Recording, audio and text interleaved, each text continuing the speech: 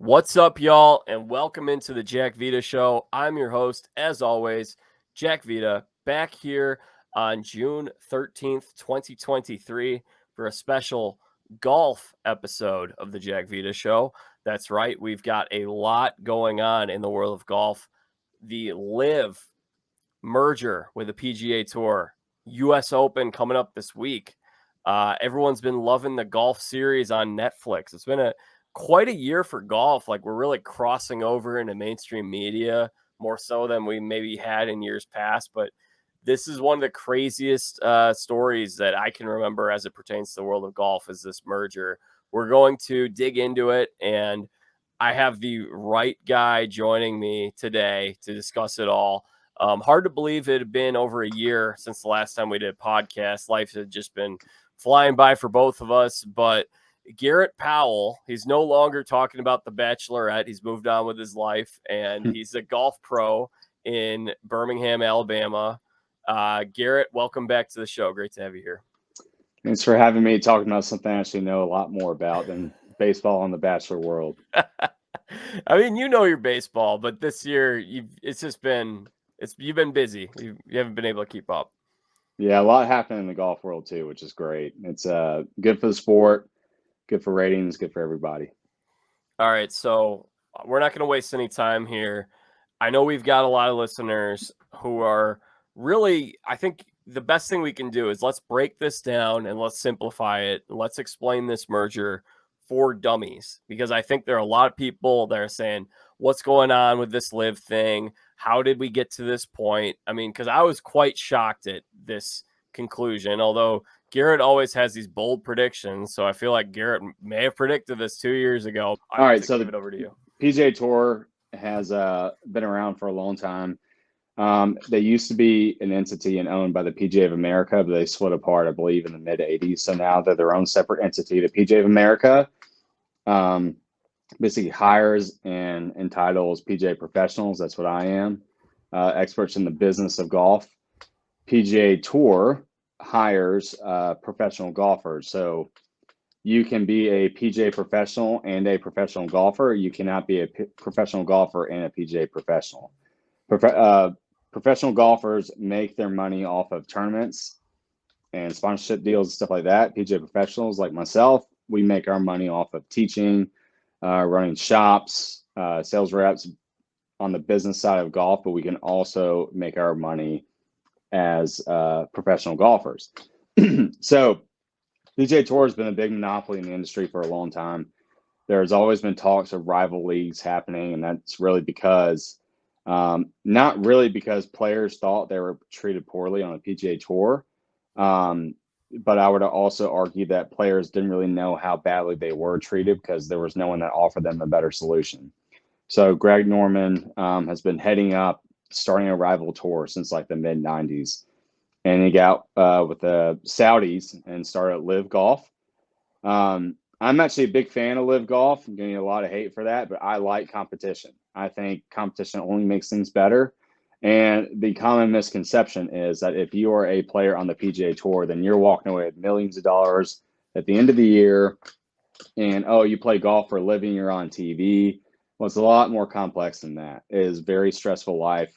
I've got a good buddy who was on tour for years. His last big tour event, he played in the 2013 Honda with Tiger in the final group. His name's Casey Wittenberg. And that year, he told me he spent over $300,000 in travel expenses.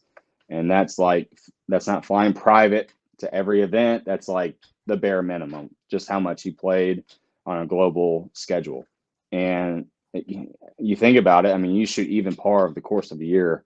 You're not making much money on top of that. You're not making many cuts nowadays, especially. And so another thing, too, is that the PGA Tour owns the rights to all the players. So let's say the PGA Tour has a photo. Let's say I'm playing on the PGA Tour and they take a photo of me, and then I screenshot it and post it to my own Instagram page. Well, the PGA Tour has the right to sue me because that is not my image, even though it's of me. It's theirs. They own my likeness. And to me, it's not right because all players on the PGA Tour are independent contractors, which means that they are not being paid a salary by the tour to be on the tour. Now, they do get stipends for certain events, But LIV essentially came through and said, hey, we've got all this money. We'll sign you to a salary, and you can win millions of dollars potentially each week, not only an individual category, but a team category. Basically, their idea is PGA Tour is stagnant. We're going to try to spice it up a bit, which in turn they did. And to your point about bold predictions, I mean, I predicted this as soon as it started because there was no way this was not going to end in a merger. You have two giants like that who were countersuing each other back and forth, and there's no way that was not going to happen in a merger. Now, the way it went down, I did not predict. But in short notice, with LIV being in serious competition, Jay Monahan, commissioner of the PGA Tour, basically took a stance that was anti-LIV because they have Saudi money. The Saudis mistreat all these types of people. It's disrespectful to the families of 9/11, and he took this very anti-LIV stance, which I have a huge issue with. Number one being the PGA Tour, 3 of the top 5 biggest companies that back the PGA Tour have ties to Saudi money as well. So basically, it's a very hypocritical statement. That's the biggest reason, to be honest with you. Number 2, I think if you are bashing an opponent or an opponent league, it just shows your own insecurity for your own product, which I think is very apparent because if you look at the LIV tournament, essentially how they ran all their tournaments and events, the PGA Tour essentially adapted all of their policies to keep up with it. We know imitation is the greatest form of flattery. And then especially with this big merger going down, Jay Monahan unexpectedly one day, this happened this past, I think it's been a week now, announced that, oh, hey, we're actually going to merge with LIV Golf. And he didn't tell any of the players about it. Now, I believe his intent was to tell the players about it, but it was going to get leaked first, so he went ahead and announced it on TV. Big issues with that because he has spoken time and time again how this is a player-first league. So the players should be the first ones to know about it. And you have all these players that were offered not life-changing money, like generational wealth. You know, Phil was paid $200 million to sign with LIV Golf. And that's not a flat payment. He still makes money every single event after that. So his kids are going to be good. You got players like Rory Hideki Matsuyama, who is rumored to be offered $500 million. Tiger was offered $800 million to go to LIV. That turned it down out of respect for the PGA Tour. Then Jay Monahan essentially stabbed them in the back by merging this deal with LIV. And the thing that really just grinds my gears the most is that one of Jay's biggest stances against LIV was that it was disrespectful to 9/11 families. Now, personally, I don't think it's right to bring those guys into any of this. Golf has nothing to do with that. They have nothing to do with golf. It's about golf.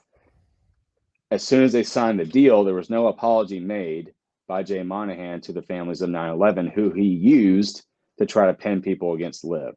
So he essentially used these innocent people that are going through very traumatic things still, you know, over 20 years later to try to make the PGA Tour look good. And I have a huge problem with that. Obviously, I've got an issue with all of this. So I just rambled for what, like 6 minutes straight there. Perfect. But yeah, had to get off my chest, I guess. Well, obviously, you have a lot of thoughts about this. So here's a fun question. I'll give you a chance to explain. Why is it called LIV? I'm sure a lot of people would like to know. You know what? I actually don't know that. I really don't. I think I know. No idea. It's Roman numer, isn't it? Roman numerals 54 because they play 54 holes instead of 68. There you go. I actually didn't know that. Wow. How about that? You know something about golf that I don't. Nice. This is what I auditioned for Sports Jeopardy several years ago, and they someone needs to bring back Sports Jeopardy so I can I need to do something productive and make some money off this knowledge that I have. I'm sure I'll come back to you, man. That's awesome. You learn something new every day. So yeah, that's LIV is Roman numeral 54, and a normal you play 68, right? Because you play 72, and then 18 less than that. So instead of playing 4 days of golf, these guys are playing 3 days of golf. So they're making more money and not having to work quite as hard. They don't have to play as much. Yeah, and so Dustin Johnson said it best in the Netflix PGA Tour documentary about this, is that, like, if you were working in insurance and someone was going to pay you more to work less, it doesn't matter who the company is. You're going to take that deal 10 times out of 10 because it helps not only you, but your family. And now, like, your children's children. And it's all the stuff that happened, man. I just feel bad because Jay Monahan's a terrible leader. He didn't own up to his mistakes through all this. And, it just shows that when opportunities come, take them. So obviously there was pushback. We're going back in time now when this LIV thing really started to take off. I think they first had their first tournament. I think it was last year in 2022, I want to say. Yeah, it was. Yeah, so it was like about a year ago at this time, maybe a little longer than a year ago, maybe a little less than a year ago, but it's about a year ago. And obviously there's a lot of pushback. It was like you had to take a side if you were a golfer. Were you going to do the LIV or were you going to do PGA Tour? And I think, correct me if I'm wrong, Garrett, didn't the PGA Tour initially say if you do LIV, you can't compete in any of our events? They threatened to, and then they banned all players that sign with LIV.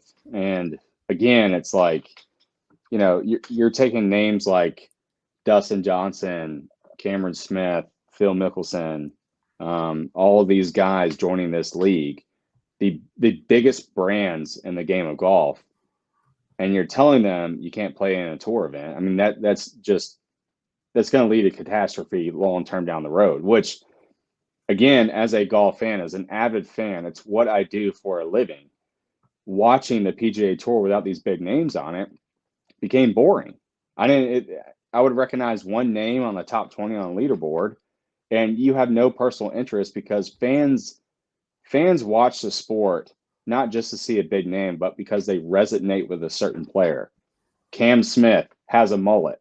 People resonate with that, especially me, because I was in the private industry, this buttoned up industry forever, but I had a very casual attitude as I worked in that industry. Cam Smith having a mullet might not seem a big deal, but like, I resonated with him because he's on this very professional button up league.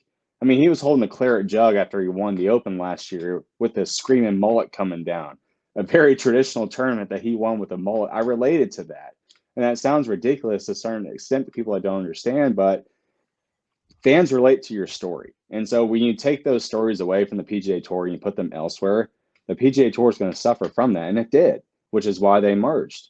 And I mean, there's a few other things going on with their tax exempt status that we can get into, but it's been a dramatic 2 years, very dramatic 2 years. So they initially said no LIV. If you do LIV, you can't do tour events at all. But then they let them play in the majors, right? They were allowed to play in the majors, Incorrect. but not any other tour events. Well, incorrect. So the PGA Tour they have no seat at the table for the majors. So the majors are all ran by independent entities. So the reason why there are 4 majors in golf is because there are 4 governing bodies. So the Masters is ran by the Augusta National Board and Committee. That's one governing body. PGA Championship is not ran by the PGA Tour. It's actually ran by the PGA of America, who initially is who I work for, along with Pebblehurst. Shameless plug. You'll get a chance to promote it. Don't worry. The U.S. Open is ran by the USGA, the United States Golf Association, essentially the rule makers, if you will, of the golf world. And then the Open Championship, which is essentially the UK's version of the U.S. Open, is ran by the R&A, Royal and Ancient, in Scotland. And so basically across the pond, the USGA version of the UK. So the PGA Tour has no say in it whatsoever of who can play. It's really those governing bodies. And even the Ryder Cup is ran by the PGA of America, not the PGA Tour. So those players can play in the Ryder Cup. If they're allowed in the PGA Championship, then they are allowed in the Ryder Cup. So the Tour can't do anything with that. Interesting. Yes, that's right. I thank you for reminding me of how these majors work and the rules with the LIV and the PGA. So, okay. So they weren't ever the LIV guys weren't allowed to participate in PGA events. Basically forced everyone to pick a side. And as you were saying, Rory McIlroy really was very anti-LIV. He took a very anti-LIV position. And I don't have any quotes of things he said, but he definitely was not fond of it. He turned it down. I mean, if you're Rory, don't you feel like you're duped? You were duped this whole time now. With this merger coming, and after you took that strong position, you really spoke up for the PGA, and then the PGA goes and does this deal behind your back.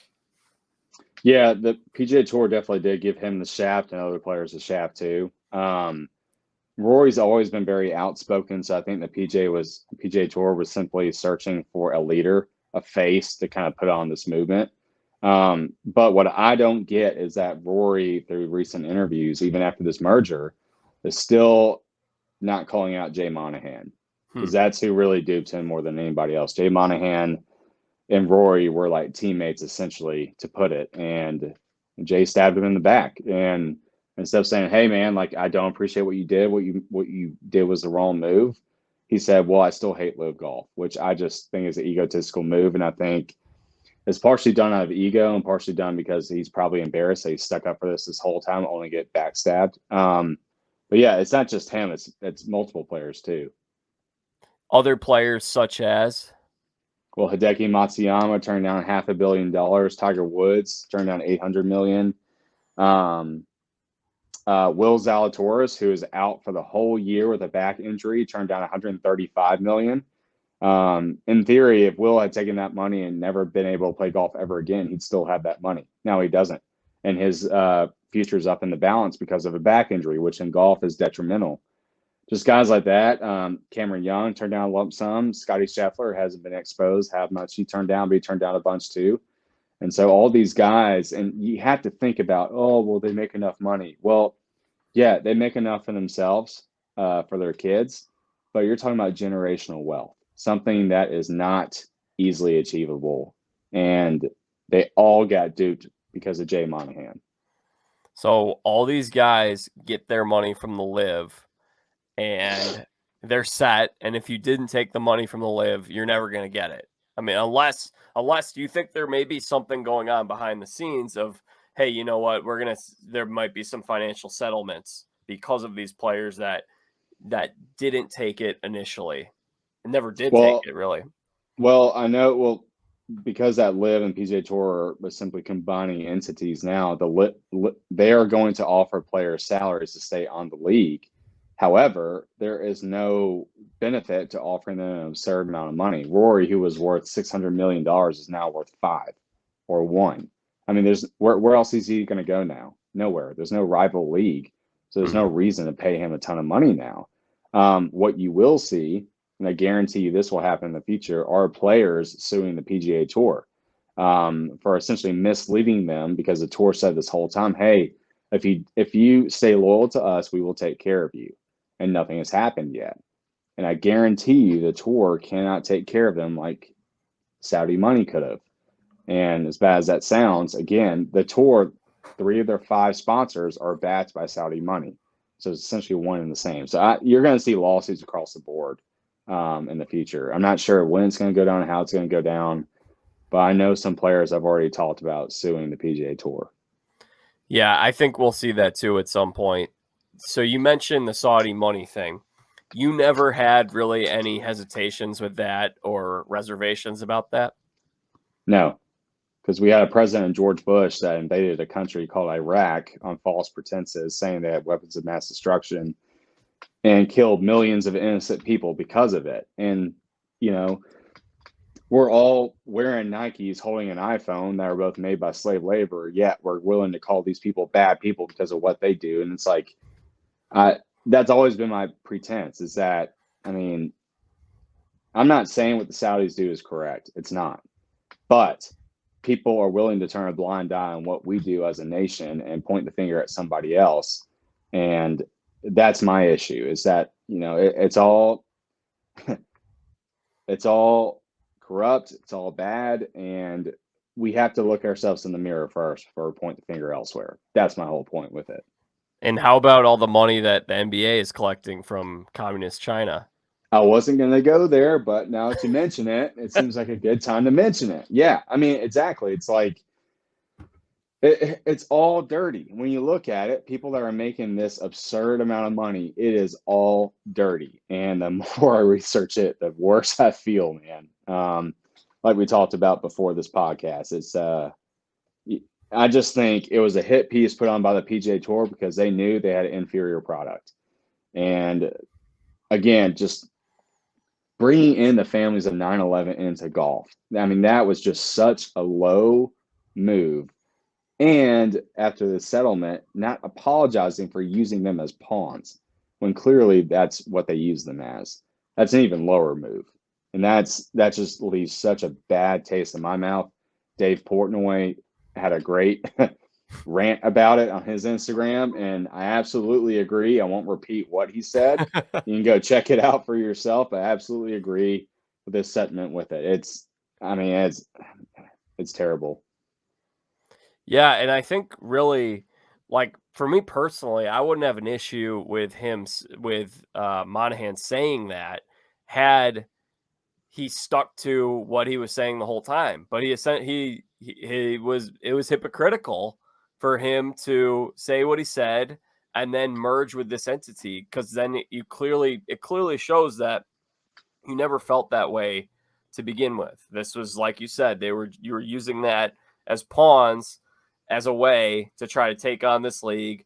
Now, I do think it'll be interesting to see how things go from here. You know, maybe he issues some statement of, hey, my mind was changed because of X, Y, and Z. But on the surface level, it comes across hypocritical. Yeah, it's too late now. He's already had a press conference where he had the opportunity to say, listen, Yeah. it was about money, and I made a financial decision that was at the best interest for the league, the players, and myself. And I used you as pawns in the process, and I'm sorry for doing that. He had the chance to do it. Now it's too late. He didn't do it. And I mean, he had I'm not a media guy. You are a media guy. I mean, as you know, I've spent time, very small portion of my life in the media. And for me to be as ignorant to this process as I am, it seems so obvious to me that that was the right move to make, yet he did not make it, which shows me the arrogance of not only him, but his board that he serves. And I'm dumbfounded. I'm still dumbfounded. It happened a week ago. I'm still dumbfounded. I have a background in media and also public relations. I've worked in PR too. And Yeah. PR, I mean, it amazes me how a lot of people do PR, because there are a lot of people doing it the way that I would not do it. But I think really the key for PR most of the time, if not all the time, is transparency. And when people feel like you're constantly, because I mean, obviously there's spin on everything, the PR, the Yeah. sin of spin and PR. But when you're just blatantly dishonest, that's never the way to go about PR stuff. Nope. So, well, this is going to be a very an interesting time in golf. Before we kind of talk about the future, I'm curious, why were you expecting us to get to this point? You predicted that this would happen 2 years ago. Well, again, so you have two leagues. One is gaining momentum, the other is losing momentum. And what would have put a halt in this is if Augusta National would have said, hey, you know what? LIV players cannot play in majors. They didn't do that. And so, I mean, we like to say there are 4 equal governing bodies, but what Augusta National Board says goes. I mean, everyone's going to follow. They are the first people to try to develop a golf ball that does not fly as far as the current golf ball. They are the leaders in this industry, let's face it. Sorry, PGA, USGA, RNA, they're the leaders. Fact is.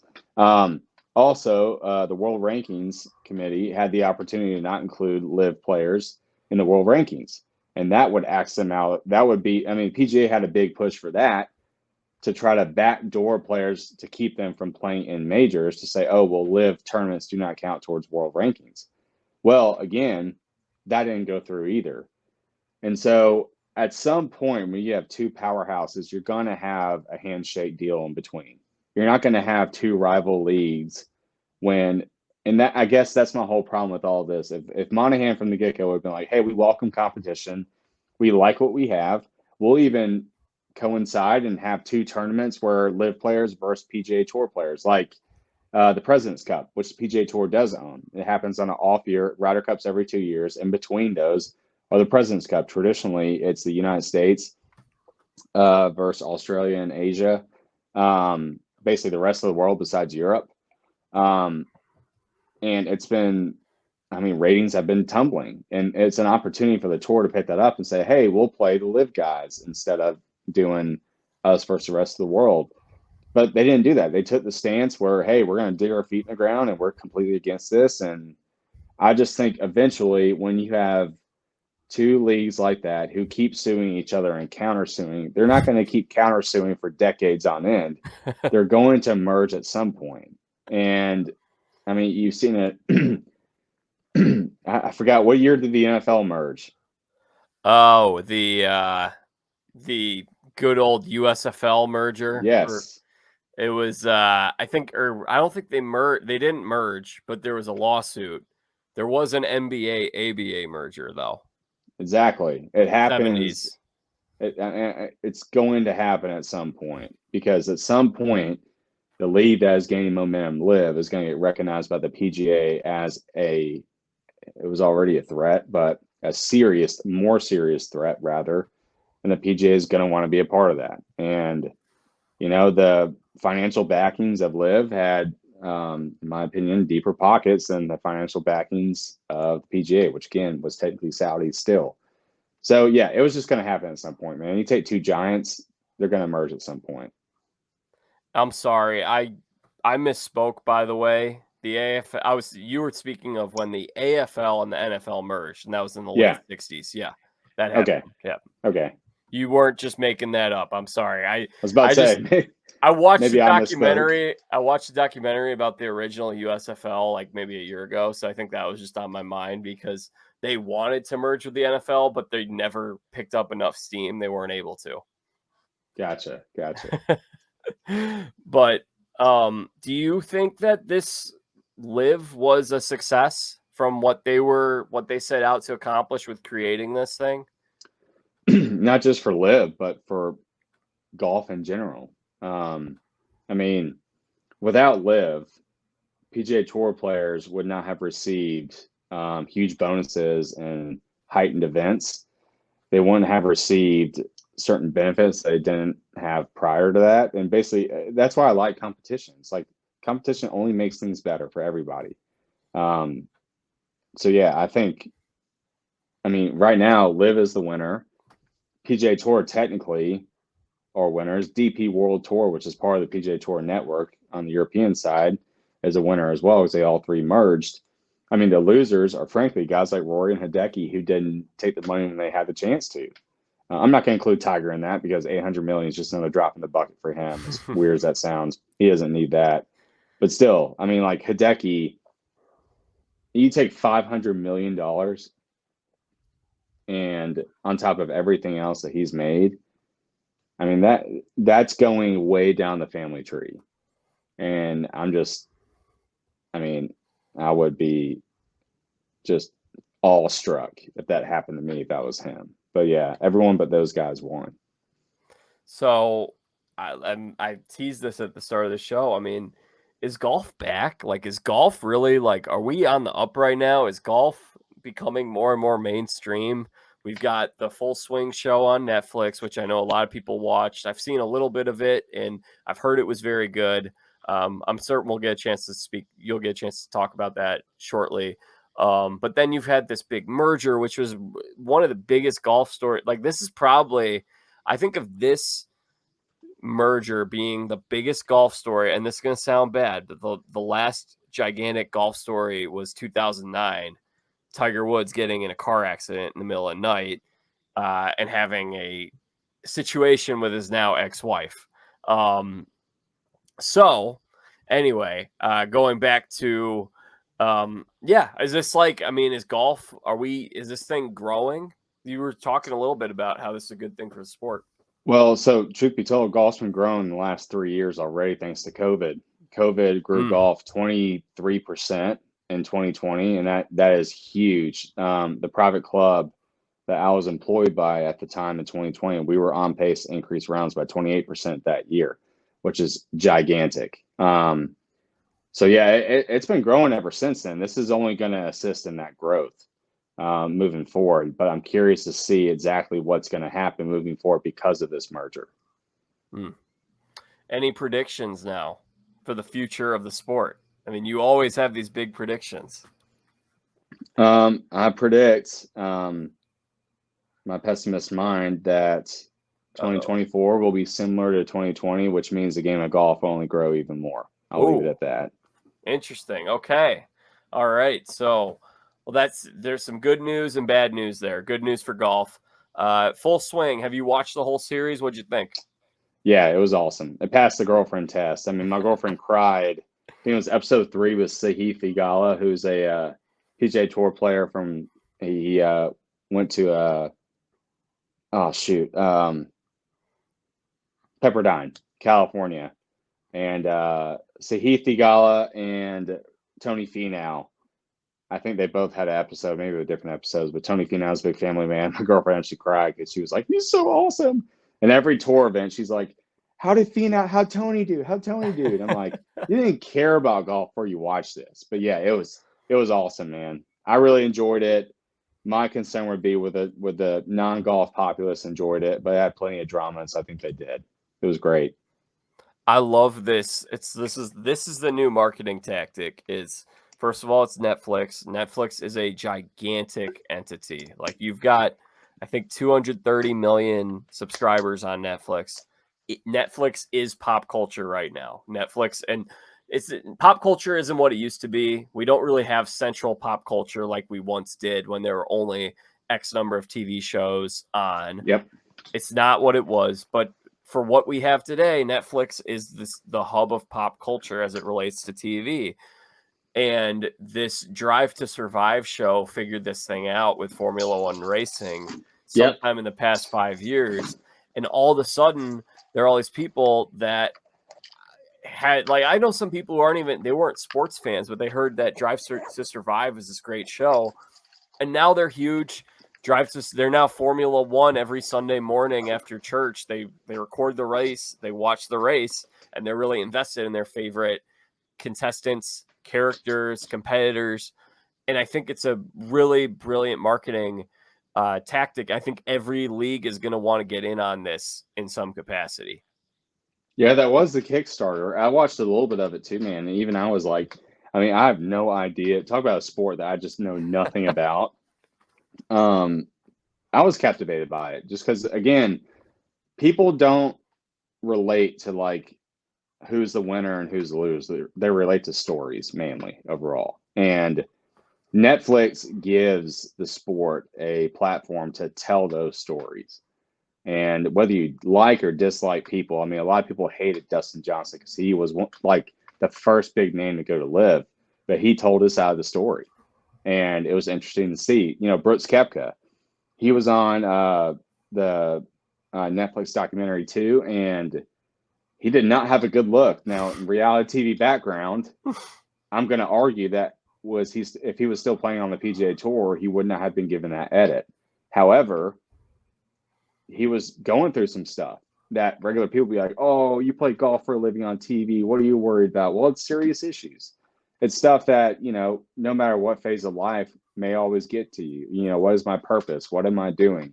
That questions we've all asked ourselves before. And again, as much crap as people want to give him for it, it was the insight to his life. And people resonate with those stories. That's why with Brooks winning the PGA recently, I mean, that was a big victory for him because everyone heard the struggles that he was going through thanks to that Netflix documentary. You know, so whether that Netflix documentary was trying to put him in that light to say how bad he was or not, it actually worked out the best for him in the end because he gained a lot of fanfare because they saw his struggles, and you don't see that day to day. People resonate with stories, man. So I had the idea. I was out at spring training. Tell a little story here. So I'm out at spring training, and I spent this past March basically every single weekday. I was at a different spring training camp, and I was in the clubhouse. I was on the backfields talking to players, watching them. I watched Cole Hamels throw a bullpen session with the Padres. He's trying to hang in there. So one day I was at Mariners camp, and Mariners camp just felt like I was watching a TV show. And I had this inspiration. I'm like, they need to do a Hard Knocks Major League Baseball spring They training do. show. Spend the whole spring training with one team. And it's a little different from Hard Knocks because Hard Knocks, there's a little more of like, if you get cut, it's kind of like that. It's more of a final thing, where in baseball you could get sent down to the AAA, and there's some of that. But at the same time, I mean, there's so much drama and there's so many characters. You got so many international players. You've got Tommy La Stella at the time was trying to compete for a roster spot, and he had a gigantic wrap on his shoulder because he couldn't throw, and he's towards maybe the end of his career, lots of injuries, proven veteran. You had Taylor Trammell and all these young kids that I'm talking to that are excited and itching for their big opportunities. Great characters. And then the final, like when it finally dawned on me that this needs to be a show, was when I met Ichiro, and Ichiro was working out with the team every single day as a spring training instructor. And Dave Sims, the Mariners play-by-play guy who was just on the show a few weeks ago, Dave and I are standing over by the batting cages just watching Ichiro take BP. And I'm watching Ichiro at age 49. I'm just having like a pinch me, is this real kind of moment from my childhood, watching one of the all-time greats. And I said, Dave, someone needs to make this spring training Hard Knocks show. And he's just like, that's the greatest idea I've ever heard. Like, yes, like sign me up. So I want to see it done with baseball too. Man, I think it should be done from an organization perspective. Like you check in with AA and AAA, and that way, because I feel like, myself included, don't fully understand the struggles of people trying to make it. It's almost like a Last Chance U with a Hard Knocks almost combined, where you check in on each level, because I think that would be awesome. Because like I've heard stories, but I've never actually been there. I don't know too much about it, but I can imagine it'd be a pretty cool watch. Yeah, I totally think that would be a great move for baseball. And the key here also is make sure you put it on Netflix. If you're putting it on Peacock, if you're putting it on Apple TV, No chance. Not that many people are going to watch it. Now, there are some platforms such as Paramount Plus, who sponsors this show. Paramount Plus is good. You can go to jackvita.com/Paramount Plus, get a subscription. But even Paramount Plus isn't going to have the same kind of cultural sway as a Netflix. So get it on Netflix. And the other thing that's funny too is Amazon has a gigantic subscriber base too. But Amazon has a gigantic subscriber base because people use Prime. So not that many people are even using it for the video. They just get that with the experience. Netflix is the hub. Get that show on Netflix. Yep, that's right. Household name. And I think that the Full Swing show, it hasn't even been out for that long, but more and more people are going to watch it. That's the other nice thing about streaming is it's going to be out there. So more people, I've only seen the first episode. I watched it when I was living out in Arizona with John, actually. And we had a great time out there, but this is like, I mean, I'm going to watch it. I'm into it. And it's going to be something. There's going to be another season. My sister, you mentioned the ladies. My sister is a huge sports girl, hasn't swung a golf club in years, got really into Full Swing. We're playing golf tomorrow. How about that? There we go. And also should add this on too. Full Swing's still filming for season 2. They filmed throughout all this merger and everything. And producers have even tweeted saying, "Oh yeah, you bet we were filming when all this went down." So that's going to be insane. It's going to be a great watch. So now it's the U.S. Open. It's great timing. U.S. Open this year, Garrett. Where is it happening, and who are your favorites? So Los Angeles Country Club, very huge big place, West Coast. West Coast U.S. Opens tend to be a little bit different than traditional U.S. Opens. They had a recent renovation by Gil Hance, who's a kind of a golf purist as an architect. He's known for using the area's surroundings. He doesn't like to change the environment very much, but he is an expert at drainage, which means this course will be fast and firm. And that's going to be the main defense of the course. Traditional U.S. Opens, you think of very tight fairways, very narrow greens, have to hit your marks, almost like target golf, if you will. This week, fairways are kind of open. The par threes range from, I think it's 80 all the way up to 290 yards. So it's really going to be traditional U.S. Opens, bogeys and doubles are going to happen. And so you just got to keep it out of your mind. If you make a double, that you're screwed, because you can get right back into it easily. Big numbers are traditionally going to happen. So it's really about the guy who battles and stays in there the longest. I'm almost intent to say the traditional Scotty Scheffler. Is the favorite. The hot names right now. I'm going with Max Homa because he won the 2012 or 2013 Pac-12 championship there. Now it's a different course. Oh, that's a great call. Yeah, he's won there. Now, granted, it's a different golf course now, but he's a West Coast kid playing a West Coast golf course. Yep.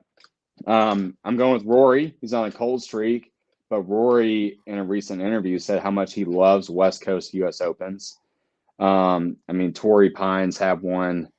You've had a few in the past that have just produced great results. Tyrrell Hatton keeps getting thrown around, Englishman. He's a great ball striker. I don't know if he has the experience. He's a great ball striker, but he's also an emotional player. So I'm not going to actually go with him. I want to go with him. Justin Rose, another previous U.S. Open champ at Marion. I think that was like a decade ago, which is crazy. He's a good pick. But in the end, it's hard to go against consistency with John Rahm, Scotty Scheffler. Some guys are even saying Ricky Fowler. My favorite, flat out, is going to be Max Homa. That's my top pick. He's hitting it well. Go ahead. Sorry. He's hitting it well. His coach is from Birmingham, Alabama. Oh, okay. We like that. We do like that. Yeah. And he's got a chill attitude. He just had a baby. He's married. He's got no one to impress. He's just going to go out there and have fun. So that's my pick. So have you seen his Sunday conversation with Caleb Presley? Yes. Comical. Oh, amazing. I knew Caleb was going to bring up, women can't drive. And he just, and I'm sure Max knew that too, but he sounded kind of nervous in the situation. So it's almost like Caleb backdoored his way in there. Hilarious, man. Oh, man. We should do our own version of the Sunday conversation. We should, man. But we're not as funny as Caleb. No chance. Gosh, man. I feel like, I say that jokingly because I feel like people want to imitate it now because that's become a pop culture phenomenon. And it's like, you can't replicate that. Like, that's its own unique thing. No, you can't. It's so hilarious. And you could tell, like, all of it's like off the cuff improv, and how Caleb doesn't laugh in the middle of that, I have no idea, man. He makes that face where he's just kind of like, yeah, I know. It's like he's trying to laugh, but he knows he's not going to. I think it's the other thing. I think it's the opposite. He's trying to keep himself from laughing. Like, he looks like he's about to like start laughing. Sorry, that's what I meant. Like, he wants to laugh, but he's like trying to keep himself not to. He's like, he squints too. God, that guy's so funny, man. It's so funny. Hey, what's a good speaking of US Open, any US Opens of the past that just kind of stick out to you as being extremely memorable? Because there's one for me that I remember being my all-time favorite, maybe my favorite golf tournament as a fan. Chambers Bay and Marion. Chambers Bay in 2016, another West Coast Open, because the players, it was so tight and so firm. The players said you couldn't tell the difference between the fairway and the green. Was that the one Dustin won? Spieth won. Oh, okay. Yeah. Dustin should have won, but he three-putted the 72nd hole. And Spieth won. And then Marion, the one that Justin Rose won in 2013 and 2012. because it's not a long golf course. And I mean, they had a par 3 that was 115 yards that played as one of the toughest holes of the week. And as a traditionalist, I'm a guy that puts a premium on ball striking, which means it's not just bomb and gouge who hits it the farthest. It's, hey, if you don't hit this spot on the green, you are screwed. You're going to 3-putt. And it's all about placement. And that's what I like. And I think this US Open is going to be similar, but I'm curious to hear what yours is. Well, I looked it up. 2016, you're thinking of 2015. Oh, okay. So I was like, I thought Dustin won in 2016. He did. He won in Both mine. Pennsylvania. Yes. Yeah. But that was a great one too. The one you mentioned with Spieth winning, and that was really like the start of sort of the Spieth era, so to speak. My favorite though goes back to, it was a summer after I finished 8th grade, going into my freshman year of high school. 2008 U.S. Open at Torrey Pines. Yep. Tiger tears his ACL, wins the tournament on the bad knee, comes back to beat Rocco Mediate, which was, and then the course rules, some people might not know, is if you have a tiebreaker, you don't play a tiebreaker hole. 18-hole playoff. Yep. Yeah. So they played a whole another day. So they played, Tiger on a bad knee played 90 holes of golf and won. So that's USGA rule. So every US it wasn't just course, but every US Open, it's 18-hole playoff. And so that's good. Glad you're here so to clarify these things. It's again, I'm not used to being in a sports frame where I know just as much as you on this one. So it's man. But yeah, that was incredible. And the fun fact is Tiger started his week off on hole 10 and he actually double bogeyed his first hole of the tournament.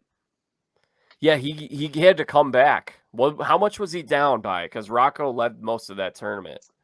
I don't know how much he was down by, but the one thing that sticks out to me is that on that 72nd hole, Tiger was in the rough he laid up on the par 5, and Tiger was in the rough on the right-hand side, and Stevie Williams, legendary caddy from New Zealand, I believe. New Zealand, I think it's New Zealand, or Australia, either way. Sorry, Kiwis, if I got that mixed up. Anyway, so Tiger was going to hit a certain wedge, and Stevie stopped him basically right before Tiger was about to swing, which you don't do. And Stevie said, no, this grass will actually cause the ball to jump, which means it'll carry a further distance because it has less spin on it. So Tiger actually clubbed down and hit a lesser wedge, and that's what got the ball to where it was when he made that putt. And, you know, as a golf fanatic, as it being a career, watching that display go down with professionalism of Stevie did his research on the type of grass and he predicted exactly what shot Tiger should hit. I mean, that's as professional as it gets, which is awesome. I know that the putt is sexy. Everyone remembers the fist bumps and Tiger's leg. That's what I remember about that. Yeah, I think there was an F yeah in there too. After he made the putt. There were a few. There were a few of them. Oh my gosh. Yeah, that was I remember that was a time where I felt extremely motivated to get good at golf. And I think that happens with people when I remember the tournament you mentioned in 2015. That was when I was kind of I was in midway through college and I had friends who were like taking golf lessons because they wanted to be like Jordan Spieth. And now I think the two things that we mentioned earlier that are the cultural drivers is that show on Netflix paired with the LIV and the energy of the LIV. And then, like you said, I'm glad you brought up the COVID thing. Like that is something I hadn't really thought about, but it's 100% true because in 2020, that was one of the few activities that you actually were allowed to do. Like we couldn't play disc golf because they took out all of the disc chains or the holes, really, all of the metal holes. They took all of the nets off of the basketball. Well, they put something over the rims of the basketball courts of the park, and they took off all the nets of the tennis courts. So golf was, for whatever reason, the first thing that you were able to really do. And a lot of people started picking that up as a hobby. And when more people are playing that sport, more people are going to be interested in watching that sport. Yep. And it was, that's the funny thing is that year by year, the biggest growth in golf and from an industry standpoint is not new players. It's players, I call them lax players, players that used to play, dropped it for whatever reason, work, kids, life in general, and then pick it back up later on. And that really brought out that player. I don't know the exact percentages, but most of the people that I talk to that I give lessons to now, like, yeah, I used to play, then I had kids and COVID happened and we had nothing to do. So we played golf as a family. And it just caused the game to explode. Now, I was one of those sort of lax players. I mean, I feel like the last several years, I really only actually gotten out on the course and played a couple of times. I would go to the driving range a lot. And my previous thought was, I'm going to practice a lot at the range. And then when I actually play, I'll play better. Well, I'm playing more now. I've probably played like 5 or 6 rounds and it just started warming up like a month ago. So like that's a good amount if you live in Chicago. And I'm playing better by just playing and practicing less, playing more rounds, more situations, there are a lot of times when you're on the driving range where you're not really aiming at a certain green or whatever. It's just the situations and responding to the pressure and all of that. Well, it's no substitute for playing. When I worked at Quail Hollow in Charlotte, 2014, 2015, I played every day, and that was the best I've ever played in my career. Because when you tend to practice so much, it's a kind of a rehearsal mindset of you're trying to ingrain a certain technique, but that doesn't always show itself on the course because you're reacting to a target on the golf course. And even though you're on the range, there's no target because you could say you're aiming at a flag, but there's no significance to that target because if you miss the flag, you're still landing it on the range. The course, there's actual pressure. Yeah. And that's why I tell my students, man, like just even if you're working on something, just go out there and play as much as you can. And there's no substitute for that. And that is the best way to get better in my mind. Another way that you can get better, in addition to taking lessons with Garrett, is having your clubs fitted, because I've been using my dad's hand-me-downs for quite a while, and eventually I'm going to get fitted for some new pings because my dad's 6'1" and I'm 5'11", so he's a couple inches taller than me, so he was just sort of like, take the same thing as I do. Well, I got fitted for a driver a couple months ago, got a new ping 425 driver, got a harder shaft, the right angle, like a 10.5 angle. And all of a sudden now my drives, not only do they go straight, they go further. Investing in the right clubs and clubs that fit you is extremely important. And that's somewhere where Garrett can come in and help you. Yeah, it's man, you'd be amazed at how many people are playing the extremely wrong clubs for him, man. Like the perfect example I like to give is John Daly. Everyone knows John Daly's swing. Nobody knows why John Daly swings the way that he swings. Well, his first club was his daddy's cut down 3-iron, I think it was. And when he was a toddler and he held it, it was so heavy, he had to swing way across the line because it was the only way he knew how to handle the weight.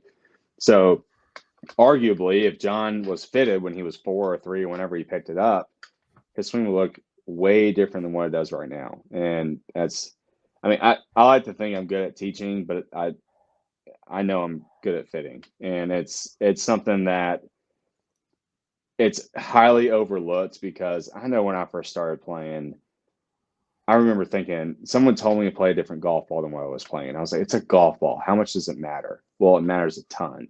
You've got compression, you've got spin, you've got all this stuff going on that pairs well with your swing and your goals. Fitting's the same way times 100. When I first got into business and my first golf job in 2012, there were like 5 stiff options. Now there's like 45, and they all do a different thing based off of your goals or whatever you're looking for and whatever type of driver head you have or kind of course you play, like anything, man. And so, yeah, fitting is highly, highly crucial. Very important.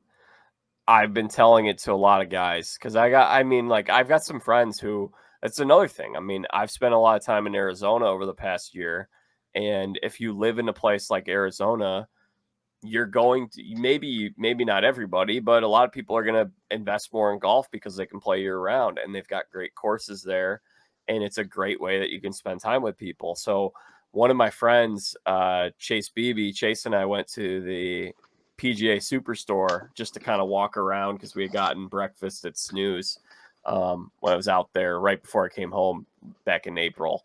And I was telling Chase, because Chase hasn't played at all, I'm like, Chase, you need to take lessons, but you also need to make sure your clubs fit you properly, because you're going to be much, much better at golf. It's going to be easier for you if you're swinging clubs that are the right size for you. And it's like, that's another thing, like not just the drivers, but think about the wedges and what angle you're holding that wedge as opposed to how you should be holding it, because the club doesn't fit you.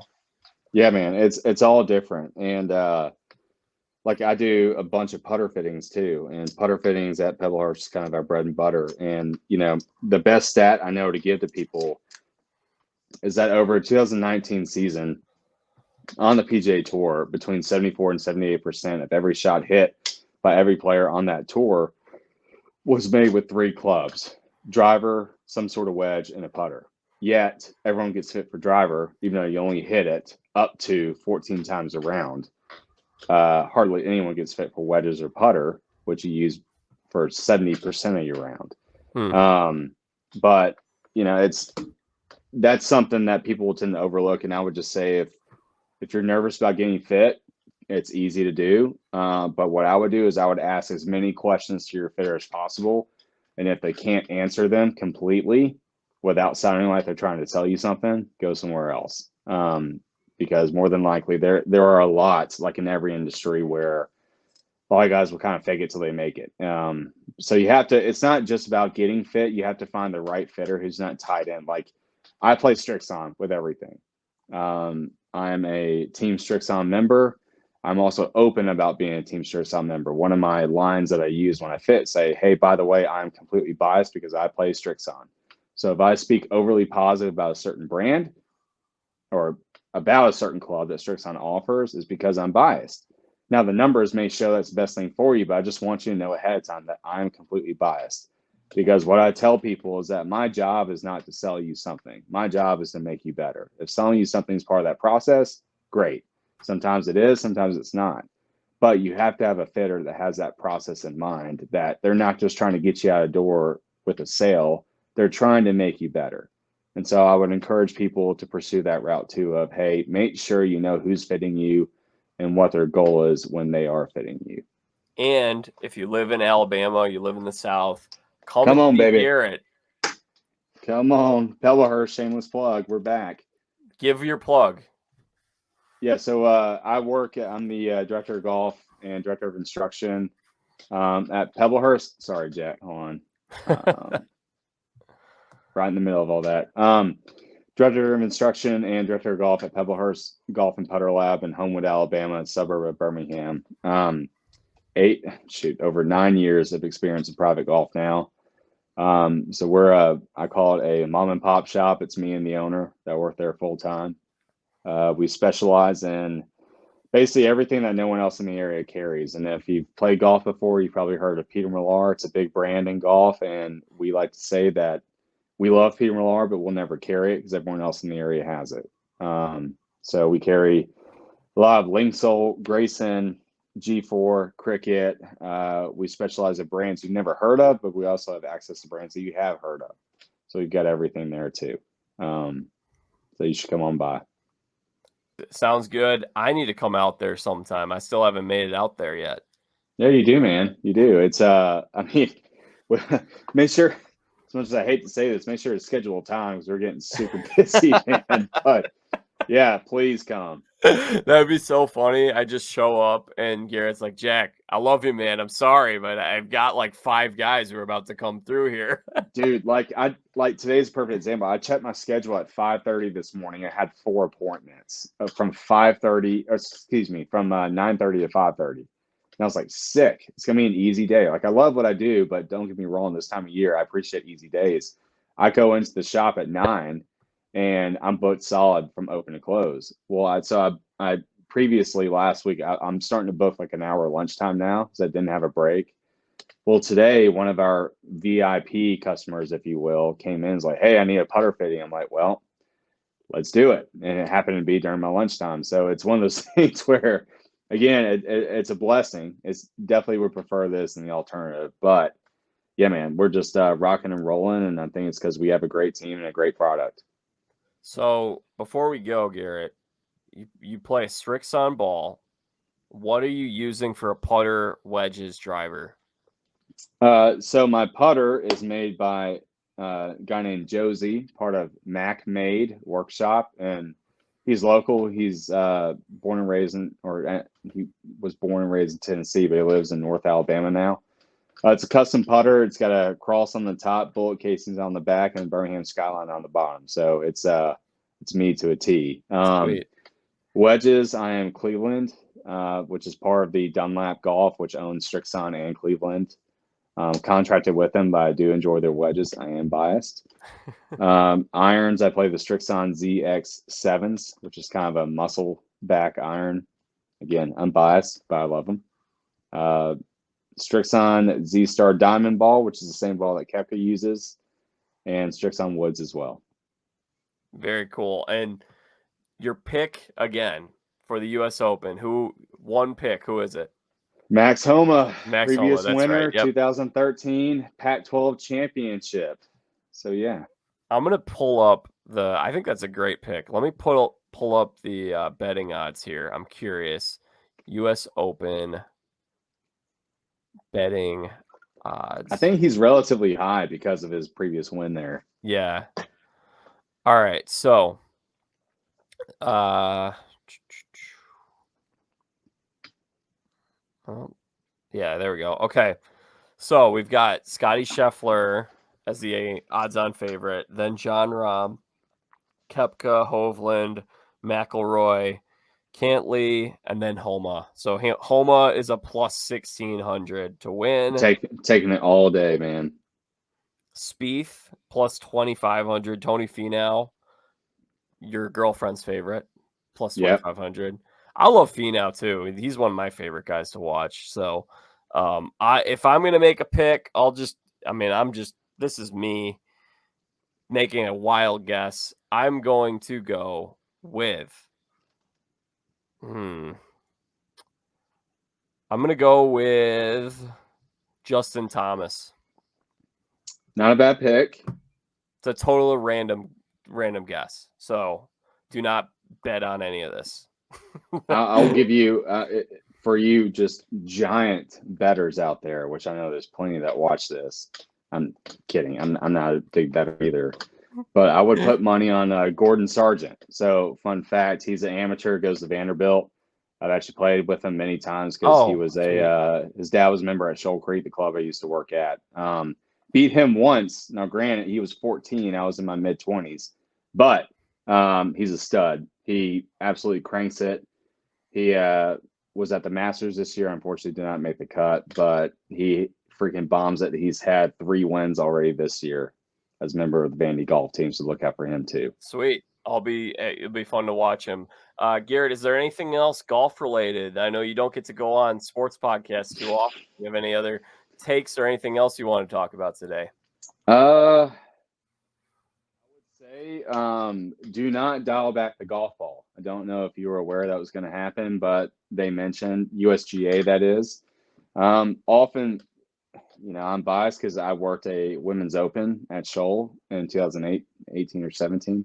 Not a fun organization to work with. They're kind of like our way is the highway kind of thing, but we love those people. Those are the best. Yeah. They are intent on dialing back the golf ball for tour professionals, but not for amateurs. And I just think it's an ego check. They hate the fact that scores are lower than they've ever been. But a good example is you look at weightlifters and track stars, they are faster and stronger than they've ever been too. So you don't need to dial back those sports. So don't dial back the golf ball. I'm completely against it. Can you explain dialing back the golf ball to those who don't know? Yeah, so basically the USGA, the United States Golf Association, is saying that golf ball is going too far now and courses are becoming too easy for players. I believe courses are becoming easier, not just because of the golf ball or the equipment, but because players are getting better, players are getting stronger. I mean, Tiger brought in working out, that which was previously unheard of in the golf industry, for touring pros, and that increased everyone's ability. I think the USGA, if you know about the US Opens and just the way the USGA operates, they love US Opens that finish over par. They want +1, +2 to be the winning score. They want it to be brutal. And I think in recent years that hasn't been the case. And I think it hurts their ego. And I think in turn they want to dial it back. And I just think you got players are better now. They're faster, stronger. They hit it farther, golf ball or not. You got to get used to lower scores. And I'm completely against it because I think again, it's about relating to the tour professional. I think the average player can hold a Pro V1 or Pro V1X and say, hey, like, I played the same ball that so-and-so plays on tour. This is pretty cool. I hit the same drive. Spoiler alert, it's not the same driver. It's not the same ball. But you think you're playing the same driver as so-and-so on tour. And I think people can relate to that. And I think that's a pretty cool thing. You can't put on the same helmet that Ray Lewis wore for the Ravens and say, oh, I'm wearing the same helmet he wore. But you can, in theory, play the same golf ball as Scottie Scheffler.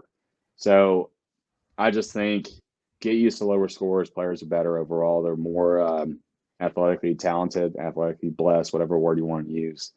So do not dial back the golf ball. So this is similar to what we've seen in Major League Baseball over the last few years, where in 2017, 2019, there were adjustments to the baseball that made it fly off the bat more. And then scaled it back, looked like we were kind of back to what a normal baseball was. Last year, the ball was dead end, and now this year, the ball's flying off the bat once again, and people are thinking that these balls are quote unquote juiced. I have a similar thing. Let's just keep it consistent. If a guy hits a 460-foot home run, I'm gonna be more impressed if I'm not skeptical that the baseball was wound a little tighter, so it flew off the bat. I'm skeptical that would have normally been a 435-foot home run, but it was 460 because of this new baseball. That's basically what we're talking about here. Exactly. It's the same thing.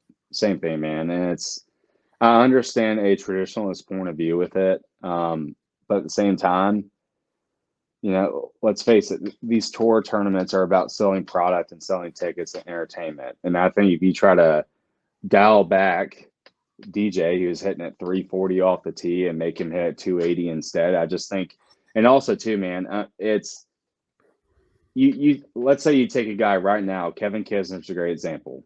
I think he's a top 50 player, if not definitely a top 75 player. He's not known for hitting it a long way. He's a little guy. You take him, who's currently driving at like 290, and bump him back to 260. That's a huge deal for that guy. Huge. I mean, huge. I mean, the USGA is only considering the top half of the field in driving distance, the guys that hit at 330, 320. But what about the guys that hit at 290?